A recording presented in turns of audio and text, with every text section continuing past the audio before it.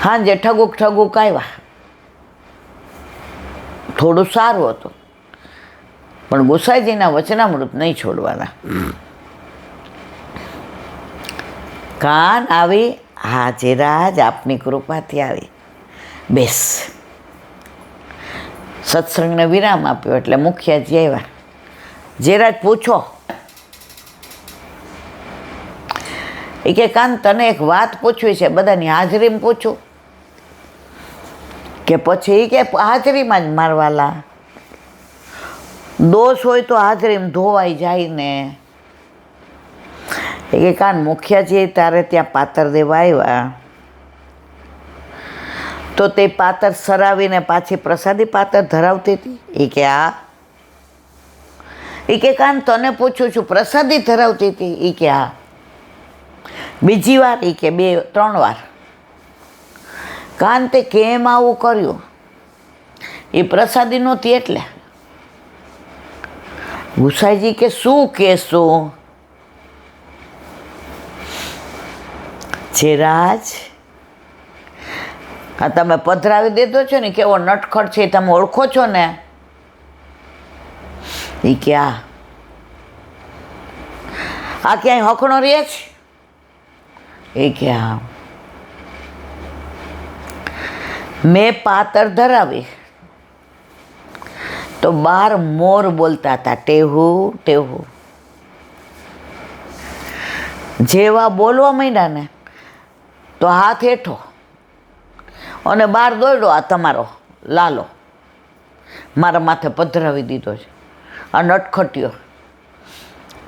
હવે 12 ગયા ને તો મોર એને જોઈને કળા કરવા માંડ્યા, અને આ હારો આરામ કળા કરે, આમ કરીને. હવે હાથ તો હેઠા છે, હજી મેં ખાસાઈ નથી કરાવ્યા. મોર કળા કરીને થાય કા ને જેવી પાછા અંદર આવ્યા, મને ખબર હતી આ 2 કોળિયા ખાઈને ગયા છે અરોગીને. વળી પાતર દીધી, પ્રસાદી નહોતી હો મારવાલા, હજી અરોગવાનું ચાલુ હતું, પણ ઢાંકી દેવી પડે ને એટલે ખસેડીને ઢાંકી. હવે અરોગતા હતા તો ગાયનું બછડું ભાંભરતું હતું. અરોગતા પાછા બહાર ગયા. ઓલા ગાયના બછડાને ગાય અંદર આવતી રહી હતી અને બછડું પાછળ રહી ગયું હતું. એટલે પાછા ગયા. આ તમારા લાલાની વાત કરો, જે તમે પધરાવી દીધો ને મારા માથે, આ નટખટ્યો નંદલાલ. પછી એણે બાંધી અને ઓલા બછડાને દવડાવ્યો. બછડો કૂદાકૂદ કરવા માંડ્યો, રાજી થઈ ગયો, એને માને દવડાવ્યો હતો. પાછા આવીને બિરાઈ ગયા. જો પ્રસાદી નહોતી હો, સરાવીને ઢાંક્યું તું મેં. ઢાંકવું પડે ને મારવાલા, ઢાંકવું પડે. હા ઢાંકવું પડે, કાન ઢાંકવું પડે. અને ત્રીજી વાર એણે પોપટને દૂરથી ઉડતો જોયો અને કોયલ કોહું કોહું કરતી હતી. તો આને કોહું કોહું કરવાનું મન થયું, એ બહાર ગયા. કોયલ બોલે એ પેલા પોતે બોલે. કોયલને શરમ આવે. સરાવીને ઢાંકી હતી હો, એઠી નહોતી, જૂઠણ નહોતું, પ્રસાદી નહોતું મારવાલા. હા કાન હા. અને પછી કે બરાબર આરોગ્યા. મેં હાથ ખસ કરાવ્યા, મુખ વસ્ત્ર કર્યું, આચમન કરાવ્યું, બીડી લેવડાવી, અને પછી એ પ્રસાદી પાતર મેં પ્રસાદ લીધો. બધા બેઠા હતા. મુખિયાજી મોઢામાં આંગળા નાખી ગયા. ગુસાઈજી કે કાન કરે છે એવું આપણાથી ન થાય, તમારે બધા એવું ન કરાય. કાનને ઠાકોરજી એવા દર્શન આપ્યા હતા, એવી લીલાના. એણે આ ચર્મચક્ષુ નહીં, ઠાકોરજીએ ભાવચક્ષુ આપ્યા હતા. એ ભાવચક્ષુથી એના બધા દર્શન થતા હતા. એટલે એ સરાવતી નહોતી, પણ ઢાંકી દેતી હતી પ્રભુના તત્સુખનો વિચાર કરીને. એણે જોયું પ્રભુ પૂરું આરોગ્ય નથી, આ તો રમતા રમતા જાય ને રમતા રમતા આવે ને વળી દોડે ને વળી ખેલે ને વળી ગાય પાસે જાય ને વળી મોર પાસે જાય ને મારા વાલા, હું એને માં છું, મારે ધ્યાન તો રાખવું પડે ને. મુખિયા જે બે હાથ જોયા. ગુસાઈજી કે કોઈ દિવસ વૈષ્ણવના દોષ સામું જોવાય નહીં. ક્યારે કયા અનુસંધાનમાં એ લીલા કરતા હોય એને ઠાકોરજી કેવા દર્શન આપતા હતા કાનબાઈને. વૈષ્ણવો બધા કે બસ આવો પ્રેમ હોય તો ઠાકોરજી સાક્ષાત દર્શન આપે. અરે એકવાર ગયા હવનમાં સેવા પહોંચીને તો નવનીત પ્રિયાજી પલ્લામ ઝૂલતા હતા અને ગિરધરજી અંદર લેવા કાંઈ ગયા. તો આવીને પલ્લામાં ઝુલાવતા ઝુલાવતા વાતો કરવા. ગિરધરજી આવ્યા, એનું બીજું નામ ગોવર્ધન. બાવા એક વિનંતી કરું. ક્યાં? કોણ કે? કાનબાઈ. હા કાનબાઈ, જે કેવું હોય કયો. બાવા નાના મોઢે મોટી વાત ન કરાય, મારાથી આપને આવું કાંઈ ન કહેવાય, પણ પ્રભુના તત્સુખનો વિચાર છે એટલે મારાથી કીધા વિના રહેવાશે ને. હા હા કયો. બાવા ઠાકોરજીને પલના ઝુલાવતા ઝુલાવતા આપ અંદર ગયા અને ખેલી જાય તો આને ઓળખતા નથી તમે? આ નટકટિયાને આનો ભરોસો નહીં. આ તો ઊભા થઈને આમ જોવા જાય ને ખેલી જાય તો મારવાલા. ગિરધરજી કે કાનબાઈ તમારી વાત 100% સાચી છે, બીજી વાર ધ્યાન રાખીશ. કાનબાઈને આવા સાક્ષાત દર્શન થતા હતા અને ગુસાઈજી પ્રસન્ન થતા હતા કે કાનને જેવા દર્શન પ્રભુ આપે છે એ જ વાત કરે છે.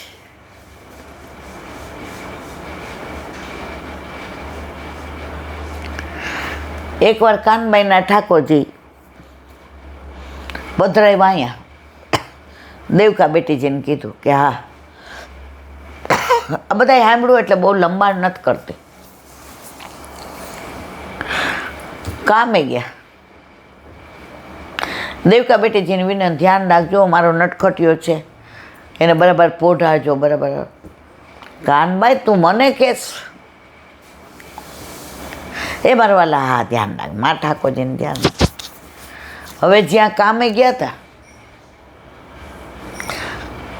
ત્યાં હાંજનું વાળું કરીને આડા પડ્યા. અહીંયા અનોસર થઈ ગયા હતા અને તાળા મંગળ થઈ ગયા હતા એટલે દેવકા બેટીજી બહાર આવી ગયા. તો ઝપકી એવી કાનબાઈને. તેમના ઠાકોરજી કે માં રાજા મને પોઢાડતા ભૂલી ગયા છે અને ઠાકોરજીને પોઢાડી દીધા છે. ટેવ નહીં ને, બધાને પોતાના ઠાકોરજીમાં જ તન્મયતા હોય. આપણે ઘણી વાર એવું થાય કોકના ઠાકોરજી પધાર્યા હોય, હવે બેયના હારે પોઢાડ્યા હોય તો આપણા લઈ લઈએ, પછી તમે બધા કહો એ બીજા ઠાકોરજી. મગજમાં આપણા ઠાકોરજી સિવાય બીજો કોઈ વિચાર હોય જ નહીં. આપણી તન્મયતા એમાં હોય. દોટ મૂકી ત્યાંથી દોટ અને રાતના આવ્યા બરાબર મધ. રાજાને બારણું ખોલ્યું. દેવકા બેટી શું થયું કાન? કેમ આપણી ફાંફડી આવી? માં ઠાકોરજીને નથી પોઢાડ્યા. એ કે હે? એ કે હા. અંદર જોયું તો રાજા પોઢાડતા જ ભૂલી ગયા હતા. પુષ્ટિમાર્ગ તો સાક્ષાત છે. આપણા ઘરે પણ આ બધી લીલાઓ થાય જ છે.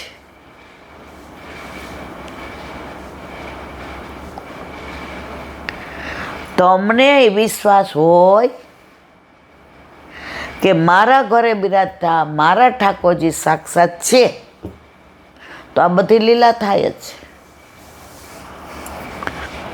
એક વૈષ્ણવ કે મારો વહુ દીકરો ઈલાબેન ખાલી દૂધ ફ્રૂટ ખાઈને અગિયારસ કરે. એ લોકો આ ફોરેન જાય ને પછી કે કોઈ અગિયારસ એવી નહીં જેમાં મીઠું ખાય કે ચડેલું ખાય. એ કે અમે આવી રીતે ફોરેન જઈએ ને બહાર એમ કે એટલે એ આવીને પછી એ કે મમ્મી જ્યાં સુધી ઠાકોરજી કરાવે ત્યાં થાય. હવે મારી બહુ ફ્રૂટ સલાડ કે ઠાકોરજીને ધરાવીને લે. હવે એને પિત્ત ચડે, ઓલું ખાય નહીં ને, એટલે વૈદ્યને બતાવ્યું તો એણે એમ કીધું કે દૂધ ને ફ્રૂટ ભેગું ન કરાય, વિરુદ્ધ આહાર છે. હવે અમાર ઠાકોરજીને કે ફ્રૂટ સલાડ એટલો બધો ભાવે ઈલાબેન કે મહિનામાં 1-2 વાર થાય જ.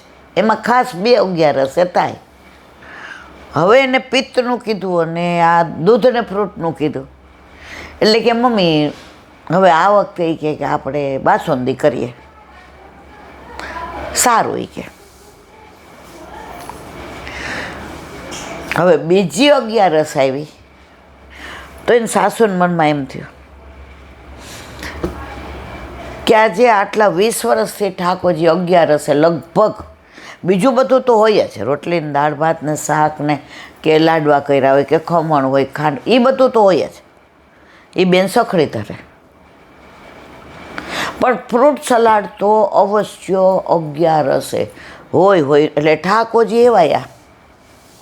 હવે વહુને પિત્ત ચડે એમાં ઠાકોરજીને ફ્રૂટ સલાડ બંધ કર્યો.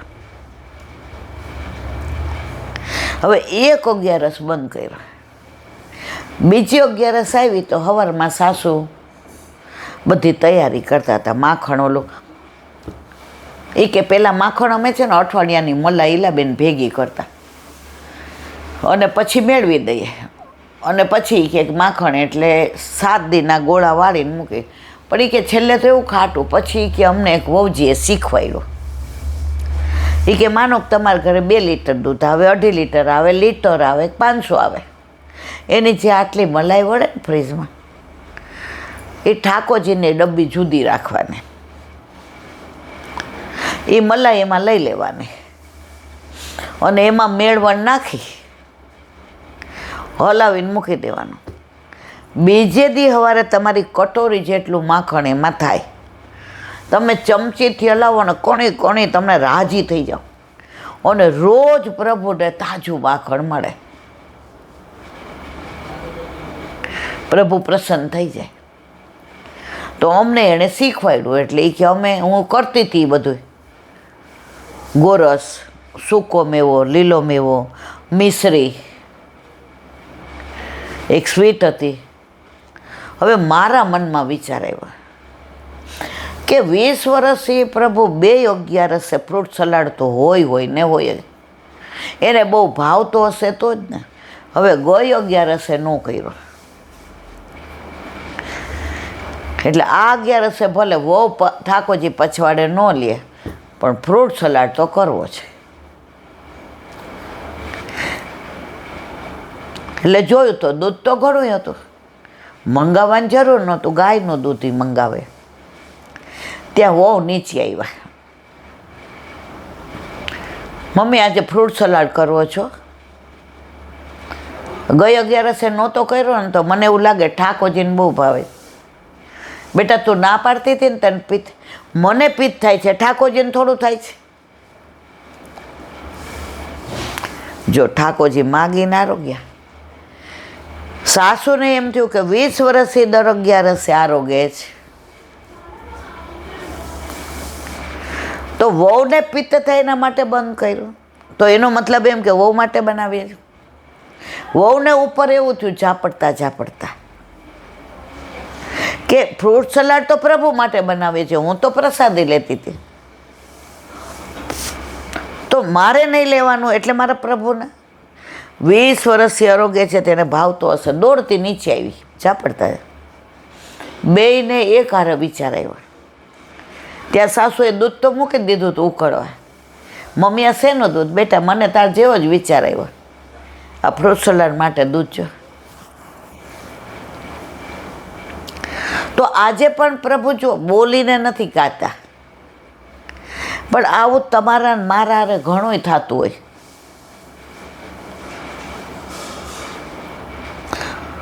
હમણાં એક દિવસ એટલી ગરમી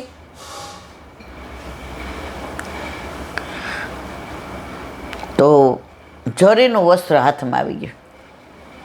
હવે વિચારમાં એ ધરાવવા માટે લીધું. મગજમાં એ નીકળી ગયો કે અત્યારે તો મલમલના અને હાવ પતલા, કારણ કે ગરમી.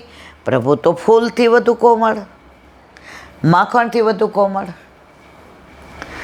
તો જેવું એ વસ્ત્ર લઈને ધરાવવા ગઈ ને તો ઓલો હાથ ખાસા કરવા ત્યાં જળ ને ઓલી થાળી નહીં રાખવું, એ પ્રસાદી જળમાં પડી ગયો વસ્ત્ર. મેં કીધું તૃપ્તિ આ બીજું વસ્ત્ર લાવ. કે શું થયું મમ્મી? મેં કીધું આ જળમાં પડ્યું. એ કે તમે કયું લીધું હતું? આ તો હું શિયાળા માટે લાવી હતી કે ગઈ હતી તો. મેં કીધું નવું હતું તો મને એમ કે જોઈએ એ એમને નહોતું ધરવું, કારણ કે આવી ગરમીમાં અડે ન હો કે ઠાકોરજી. એકદમ પતલું મલમલનું આપ્યું.